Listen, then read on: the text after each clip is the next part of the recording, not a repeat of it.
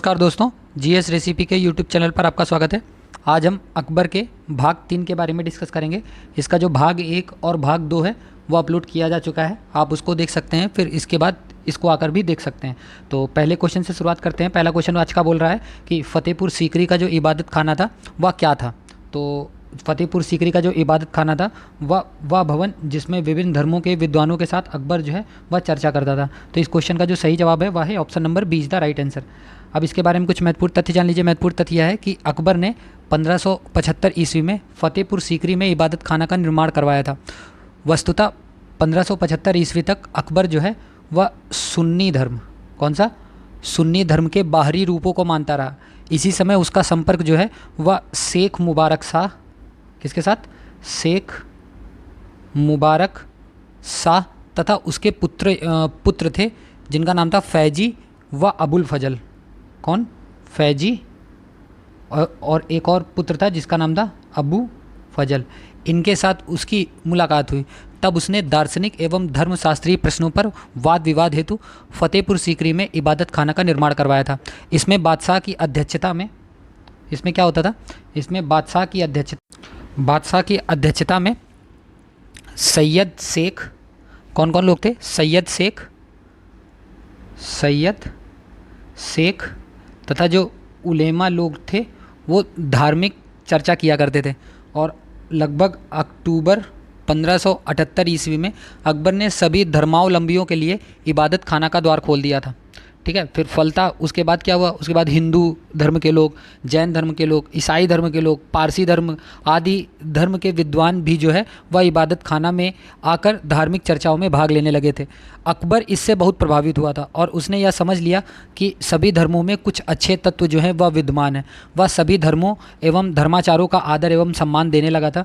फिर 1579 मतलब 1579 ईस्वी में इबादत खाना जो है वह बंद कर दिया गया था। अकबर जो था वह हिंदू धर्म से सबसे अधिक प्रभावित था।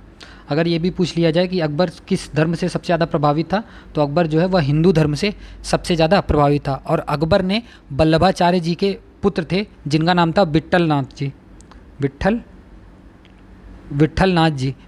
जी को गोकुल एवं जैतपुरा की दो जो है जागीरें दी थी। आप नोट कर सकते हैं कौन कौन, एक गोकुल की जो जागीर है और फिर दूसरी जो है वह जैतपुरा की जो जागीर है वह जो है वह वल्लभाचार्य जी के पुत्र विट्ठलनाथ जी को इन्होंने दे दी थी। अकबर ने जैन धर्म के एक आचार्य थे जिनका नाम क्या था, जिनका नाम था हरि विजय सूरी। जिनका नाम था हरि विजय सूरी। इनको जगत गुरु तथा जिनचंद्र सूरी को युग प्रधान की उपाधि दी। किसकी, युग प्रधान की जो है वह उपाधि दी थी। और अकबर ने पारसी धर्म के पुरोहित दस्तूर मेहराजी राणा को जीवन निर्वाह के लिए 200 बीघा जमीन दे दिया था तथा उसी के प्रभाव के कारण अपने दरबार में 24 घंटे अग्नि प्रज्वलित करने का आदेश दिया। और चौथे जो सिख गुरु थे रामदास जी, कौन, रामदास जी को अकबर ने 1577 ईस्वी में 500 बीघा ज़मीन दी थी जिसमें एक प्राकृतिक तालाब भी बनवाया था। और यहीं पर ये जो दान दी थी ना, यहीं पर अमृतसर जो नगर है आज का, अमृतसर नगर जो है वह बसा हुआ है। और यहीं पर स्वर्ण मंदिर भी बना हुआ है। कौन सा, स्वर्ण मंदिर भी बना हुआ है। तो इस क्वेश्चन का जो सही जवाब था वह क्या था, वह था option number B is the right answer. अगले प्रश्न की ओर बढ़ते हैं। अगला प्रश्न क्या है, अगला प्रश्न बोल रहा है कि अकबर का इबादत खाना वह स्थान था जहाँ पर क्या होता था, जहाँ पर विभिन्न धर्मों के मध्य वाद विवाद एवं चर्चाएं होती थी। Option number B is the right answer. अगले प्रश्न की ओर बढ़ते हैं। अगला प्रश्न क्या है, अगला प्रश्न बोल रहा है कि वह प्रसिद्ध जैन आचार्य कौन थे जिनको अकबर ने बहुत सम्मानित किया था। तो वह कौन थे, वह हरिविजय सूरी साहब थे। Option number B is the right answer. अगले प्रश्न की ओर बढ़ते हैं। अगला प्रश्न क्या है, अगला प्रश्न बोल रहा है कि जैन साधु जो अकबर के दरबार में कुछ वर्ष रहा और जिसे जगत गुरु की उपाधि से सम्मानित किया गया वह कौन था। तो वह जो थे वह कौन थे, वह थे Harivijay Suri ji. Option number B is the right answer. अगले प्रश्न की ओर बढ़ते हैं। अगला प्रश्न क्या है, अगला प्रश्न बोल रहा है कि किस सिख गुरु को अकबर ने 500 बीघा ज़मीन जो है वह दी थी। किसको 500 बीघा ज़मीन दी थी, वह रामदास जी को दी थी। Option number B is the right answer. अगले प्रश्न की ओर बढ़ते हैं। अगला प्रश्न क्या है, अगला प्रश्न बोल रहा है कि निम्नलिखित में से किस मुगल शासक ने अमृतसर में स्वर्ण मंदिर हेतु भूमि जो है वह अनुदान में दी थी, तो वह राजा कौन था? वह राजा अकबर था। Option number D is the right answer. अगले प्रश्न की ओर बढ़ते हैं। अगला प्रश्न क्या है? अगला प्रश्न बोल रहा है कि किस चिश्ती संत के दरगाह पर अकबर दर्शन हेतु अधिक जाता था? तो किसके दरबार पर अकबर सबसे ज़्यादा जाया करता था? वह थे Moinuddin Chishti. Option number A is the right answer. अगले प्रश्न, और मोइनुद्दीन चिश्ती के बारे में कुछ जानकारी आप प्राप्त कर लीजिए। मोइनुद्दीन चिश्ती साहब जो थे, इनका जो जन्म हुआ था वह 1183 ईस्वी में हुआ था, और इनकी जो दरगाह है, किसकी? मोइनुद्दीन चिश्ती साहब की जो दरगाह है वह अजमेर में स्थित है। कहाँ पर? अजमेर में स्थापित है, और अकबर दर्शन के लिए यहाँ बहुत अधिक जो है वह जाता रहता था। अगले प्रश्न की ओर बढ़ते हैं। अगला प्रश्न क्या है? अगला प्रश्न बोल रहा है कि निम्न में से किसने 579 के मजहर को तैयार किया था? तो वह कौन था? वह जो था वह शेख मुबारक ने तैयार किया था। Option number A is the right answer. अगले प्रश्न की ओर बढ़ते हैं। अगला प्रश्न क्या है? अगला प्रश्न बोल रहा है कि अकबर के विरुद्ध जौनपुर से फतवा जारी करने वाला उलेमा का सदस्य जो है वह कौन था? तो जो ये सदस्य था उसका नाम था Mulla Yazdi. Option number A is the right answer. इसके बारे में महत्वपूर्ण तथ्य जान लीजिए। महत्वपूर्ण तथ्य यह है कि सन 1579 ईस्वी में अकबर ने अब्दुल नबी व अब्दुल्ला सुल्तानपुरी को हज पर मक्का जाने वाली टोलियों का नेतृत्व करने की जिम्मेदारी सौंपी, और साथ ही यह भी आदेश दिया कि वे उसकी अनुमति के बिना वापस ना आएँ। लेकिन उनके निर्वासन से मौलवियों की गैर वफादारी का बढ़ना नहीं रुका। फिर 1580 ईस्वी में जब बंगाल और बिहार के कुछ सरदार जो है वह दाग प्रणाली, किस प्रणाली के अंतर्गत? दाग प्रणाली के अमल से विक्षुब्ध होकर विद्रोह पर उतर आए, और मिर्ज़ा हकीम को जो है, किसको? मिर्ज़ा हकीम को जो है वह बादशाह घोषित कर दिया।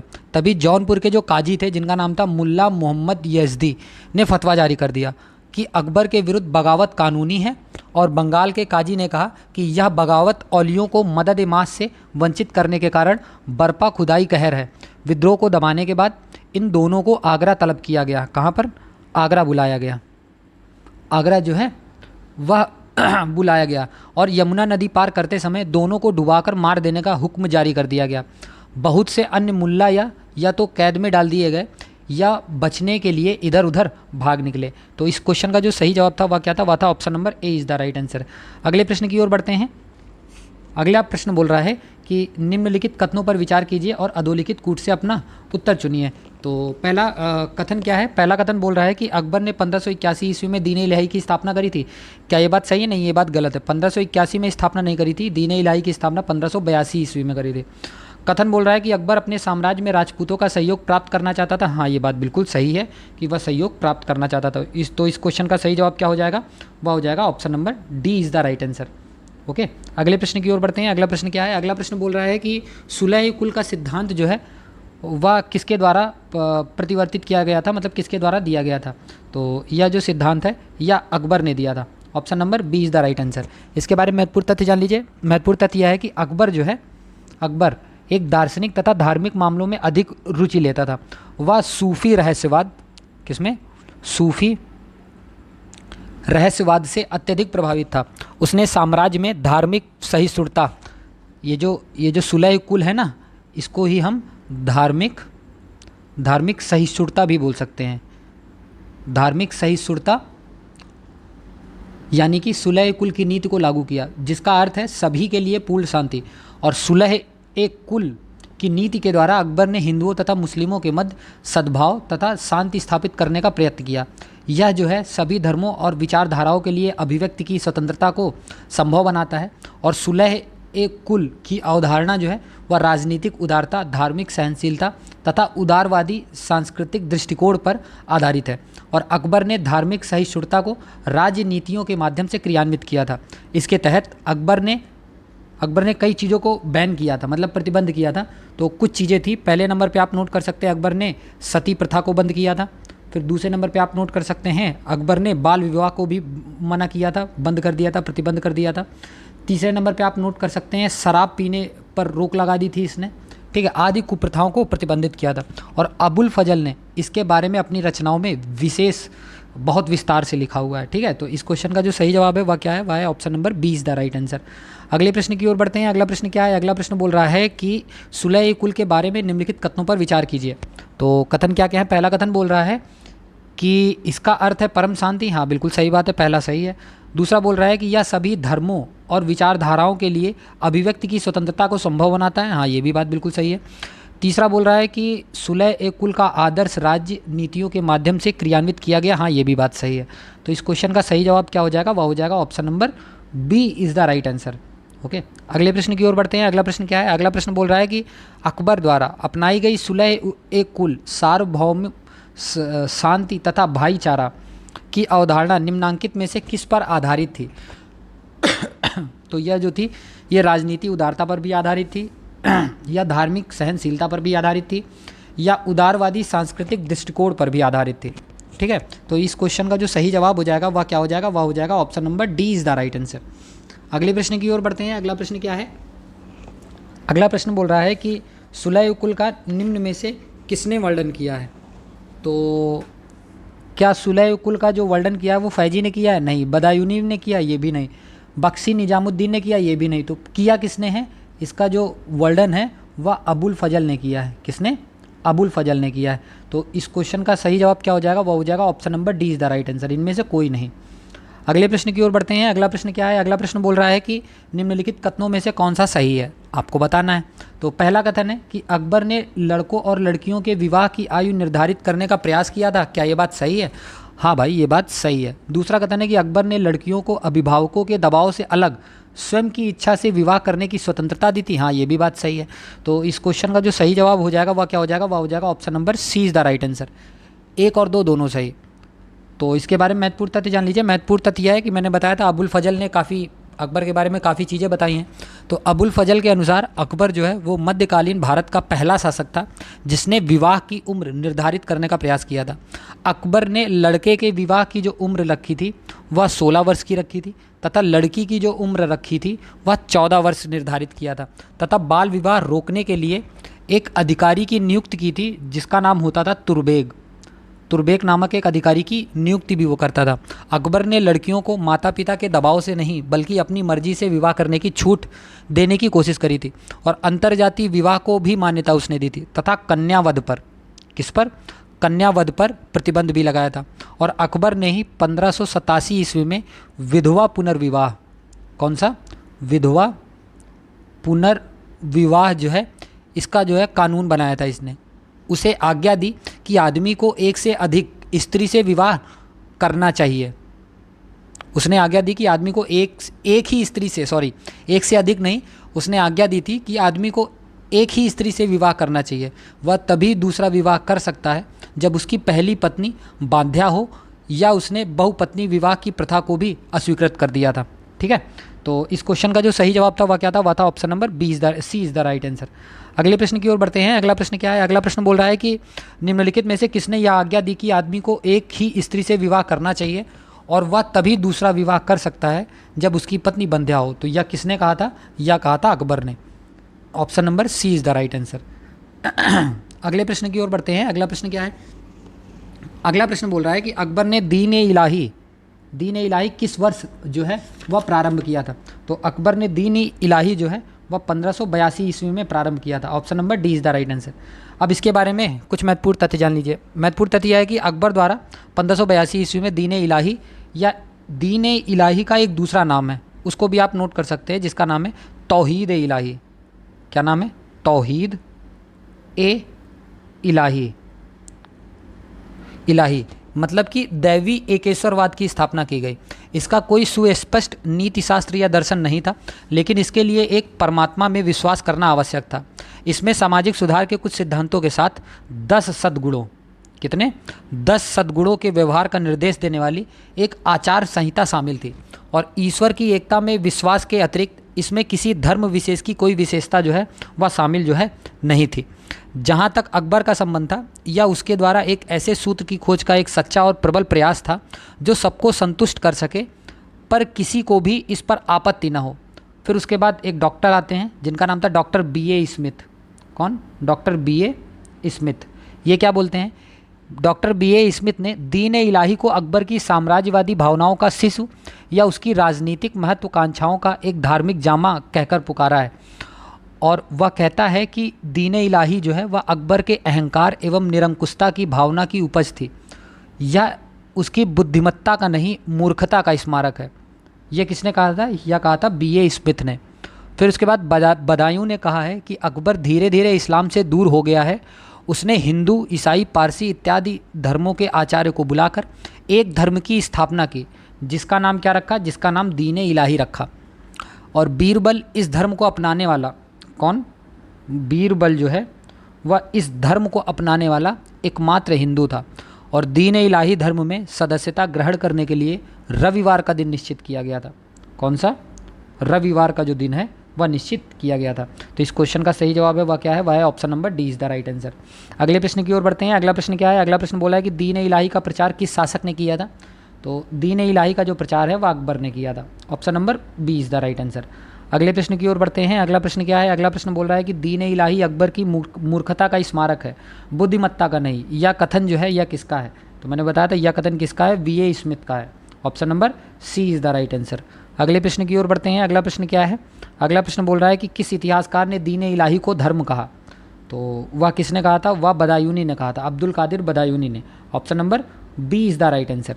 अगले प्रश्न की ओर बढ़ते हैं। अगला प्रश्न क्या है? अगला प्रश्न बोल रहा है कि निम्नलिखित में से किसने अकबर के दीन इलाही को ग्रहण किया था? तो वह हिंदू शासक कौन था? वह था Birbal. Option number A is the right answer. अगले प्रश्न की ओर बढ़ते हैं। अगला प्रश्न क्या है? अगला प्रश्न बोल रहा है कि सूची दे रखी है, उसको मिलाना है। तो स्टार्ट करते हैं। सूची किससे किससे क्या क्या मिल रहा है। तो 1564 में क्या हुआ था? 1564 में जजिया कर का उन्मूलन हुआ था। तो फर्स्ट का क्या हो जाएगा? फर्स्ट का हो जाएगा सी। 1575 में क्या हुआ था? 1575 में इबादत खाना की स्थापना हुई थी। तो इबादत खाना कहाँ पे? ऑप्शन नंबर डी पे है। तो दूसरे का हो जाएगा डी। 1579 ईस्वी में क्या हुआ था? तो 1579 ईस्वी में मजहर की उद्घोषणा तथा हस्ताक्षर हुआ था। तो 3 का हो जाएगा बी। और फिर चौथे का 580 ईस्वी में क्या हुआ था? तो दहसाला प्रणाली जो है वह 580 में शुरुआत हुई थी इसकी। तो CDBA किस में है? तो यह हो जाएगा option number C is the right answer.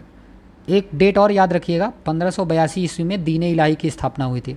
ठीक है, तो इस क्वेश्चन का जो सही जवाब है वह क्या था? वह था option number C is the right answer. अगले प्रश्न की ओर बढ़ते हैं। अगला प्रश्न क्या है? अगला प्रश्न बोल रहा है कि अकबर के शासनकाल में निम्नलिखित घटनाओं का तिथि क्रमानुसार व्यवस्थित कीजिए। तो जजिया कर की जो समाप्ति हुई थी वो 1564 में हुआ था। इबादत खाना का जो निर्माण हुआ था वह 1575 ईस्वी में हुआ था। मजहर पर जो हस्ताक्षर है वो 1579 ईस्वी में हुआ था। दीन इलाही की जो स्थापना है वह 1582 ईस्वी में हुई थी। तो इस क्वेश्चन का सही जवाब हो जाएगा क्या? वह हो जाएगा 1 2 3 4 लाइन से लगा हुआ है। Option number A is the right answer. अगले प्रश्न की ओर बढ़ते हैं। अगला प्रश्न क्या है? अगला प्रश्न बोल रहा है कि समकालीन किस मुगल इतिहासकार ने अकबर के समकालीन किस मुगल इतिहासकार ने अकबर को इस्लाम का दुश्मन बताते हुए आरोपों की सूची जो है वह तैयार की थी? तो वह आदमी कौन था? वह आदमी बदायूनी था। Option number A is the right answer. अगले प्रश्न की ओर बढ़ते हैं। अगला प्रश्न क्या है? अगला प्रश्न बोल रहा है कि निम्न में से किस मुगल सम्राट ने शिक्षा संबंधी सुधार जो है वह किए थे? तो वह मुगल शासक कौन था? वह अकबर था। Option number D is the right answer. अगले प्रश्न की ओर बढ़ते हैं। अगला प्रश्न क्या है? अगला प्रश्न है कि निम्नलिखित में से किस मुगल शासक ने लाला कलावंत से हिंदू संगीत की शिक्षा ली थी? तो वह आदमी कौन है? वह आदमी जो था वह अकबर था। Option number C is the right answer. अगले प्रश्न की ओर बढ़ते हैं। अगला प्रश्न क्या है? अगला प्रश्न बोल रहा है कि अकबर के राज्यकाल में निम्नलिखित में से कौन सी जो है उसकी दरबारी भाषा थी? तो उसकी दरबारी भाषा क्या थी? वह फारसी थी। Option number C is the right answer. अगले प्रश्न की ओर बढ़ते हैं। अगला प्रश्न क्या है? अगला प्रश्न बोल रहा है कि निम्नलिखित में से कौन अकबर के नवरत्नों में शामिल नहीं था? तो अकबर के नवरत्नों में कौन शामिल नहीं था? वो था Badayuni. Option number D is the right answer. इसके बारे में महत्वपूर्ण तथ्य जान लीजिए। महत्वपूर्ण तथ्य यह है कि अकबर के दरबार के नवरत्नों के जो नाम हैं आप उनको नोट कर सकते हो। पहले नंबर पे नाम नोट करिएगा बीरबल। बीरबल काफ़ी इंपॉर्टेंट है तो बीरबल याद रखिएगा।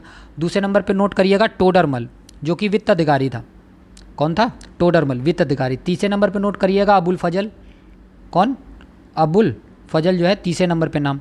चौथा जो था उसका नाम था तानसेन जो संगीत से रिलेटेड था। उसके बाद 5वें नंबर पे लिखिएगा मान सिंह, युद्ध से रिलेटेड थे ये भी। 6वें नंबर पे कौन था? 6वें नंबर पे अब्दुल रहीम खान खाना थे। अब्दुल रहीम खान खाना थे। 7वें नंबर पे याद रखिएगा मुल्ला दो प्याजा थे। मुल्ला दो प्याजा थे 7वें नंबर पे। और 8वें नंबर पे लिखिएगा हकीक हुमाम थे। हकीक हुमाम जो थे वो 8वें नंबर पे थे। और 9वें नंबर पे नाम नोट कर लीजिएगा जिनका नाम फैजी था। क्या था? फैजी था।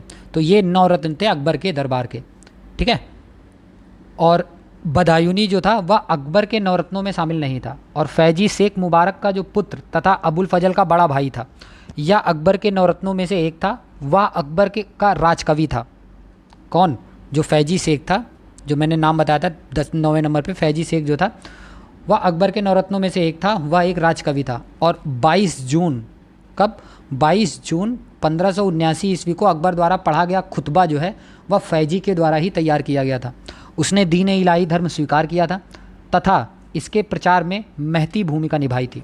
और फिर 1591 ईस्वी में अकबर ने उसे दक्षिण में मुग़ल दूत बनाकर भेजा था। उसके प्रयत्नों से खान देश ने, किसने? खान देश ने मुग़ल सत्ता जो है वह स्वीकार की थी।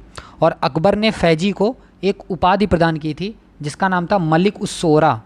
नाम नोट कर लीजिएगा, मलिक उस सोरा। यह जो है, जिसको हम कविराज भी बोल सकते हैं, यह उपाधि जो है वह प्रदान की थी फैजी को अकबर ने। तथा राजा बीरबल को भी एक उपाधि दी थी अकबर ने, और उस उपाधि का नाम है कविप्रिय। उस उपाधि का क्या नाम है? कविप्रिय। तो इस क्वेश्चन का जो सही जवाब था वह क्या था? वह था option number D is the right answer. Okay, अगले प्रश्न की ओर बढ़ते हैं। अगला प्रश्न क्या है? अगला प्रश्न बोल रहा है कि निम्नलिखित में से कौन अकबर के दरबार के नवरत्नों में एक ही परिवार का नहीं था? कौन सा जो था जो एक ही परिवार का नहीं था? वो कौन था? वो था Abdul Rahim Khane Khana. Option number C is the right answer. बाकी शेख मुबारक शाह भी थे एक ही घर से, अबुल फजल भी एक ही घर से थे, फैजी बड़े भाई थे, तो तीनों एक ही घर से थे। अब्दुल रहीम खाने खाना इनके घर से नहीं थे। तो इस क्वेश्चन का सही जवाब है option number C is the right answer. अगले प्रश्न की ओर बढ़ते हैं। अगला प्रश्न क्या है? अगला प्रश्न बोल रहा है कि निम्नलिखित में से कौन सा वक्तव्य सही नहीं है? तो वह कौन सा वक्तव्य है जो सही नहीं है? तो वो वक्तव्य है ऑप्शन नंबर डी। फैजी जो है मुगल काल के प्रसिद्ध इतिहासकार थे। नहीं, ये इतिहासकार नहीं थे, ये कवि थे। Option number D is the right answer. अगले प्रश्न की ओर बढ़ते हैं। अगला प्रश्न क्या है? अगला प्रश्न है कि निम्नलिखित कवियों में से अकबर ने किसे मालिक उस सोरा की पदवी जो है वह प्रदान की थी? किसको प्रदान की थी? वह फैजी को प्रदान करी थी। Option number C is the right answer. अगले प्रश्न की ओर बढ़ते हैं। अगला प्रश्न है कि अकबर ने किसे कविप्रिय की उपाधि से विभूषित किया था? तो वह कौन था? तो मैंने बताया था वह जो था वह राजा बीरबल को प्रदान किया था। Option number C is the right answer. अगले प्रश्न की ओर बढ़ते हैं। अगला प्रश्न क्या है? अगला प्रश्न है कि अकबर के शासनकाल के लिए एक महत्वपूर्ण स्रोत तारीख़ अकबरी फारसी भाषा के इन विद्वानों में से किसके द्वारा लिखी गई थी? तो यह जो है यह आरिफ कंदहारी के द्वारा लिखी गई थी। Option number A is the right answer. अगले प्रश्न की ओर बढ़ते हैं। अगला प्रश्न क्या है? अगला प्रश्न है कि गिजाली किसके काल का विख्यात रचनाकार था? तो किसके काल का था? या अकबर के काल का विख्यात रचनाकार था। Option number C is the right answer. अगले प्रश्न की ओर बढ़ते हैं। अगला प्रश्न क्या है? स्टेटमेंट दे रखे हैं 4, उसमें बताना है कौन सा सही है कौन सा गलत है। तो कथन पहला है, बोल रहा है कि तानसेन रामबली पांडे को मुग़ल सम्राट अकबर द्वारा प्रदान की गई पदवी थी, तो यह कथन गलत है। दूसरा कथन है अकबर का विवाह राजा मान सिंह की बहन के साथ हुआ था, क्या ये बात सही है? नहीं, ये बात गलत है। तीसरा है अबुल फजल आईने अकबरी के लेखक हैं, क्या ये बात सही है? हाँ, ये बात सही है। चौथा कथन है राजा टोडरमल अकबर की सेना के प्रधान सेनापति थे, हाँ ये बात जो है वह गलत है। तो इस क्वेश्चन का जो सही जवाब है वह क्या है? वह है option number C is the right answer. केवल कथन 3 जो है वही सही है। Option number C is the right answer. और आज के अंतिम प्रश्न की ओर बढ़ते हैं। अंतिम प्रश्न क्या है? अंतिम प्रश्न बोल रहा है कि निम्नलिखित मुग़ल बादशाहों में किस बादशाह को उसकी मृत्यु के बाद आधिकारिक तौर पर अर्श आसियानी मतलब कि स्वर्ग में रहने वाला कहा गया है? तो वह राजा कौन है? वह राजा है Akbar. Option number A is the right answer.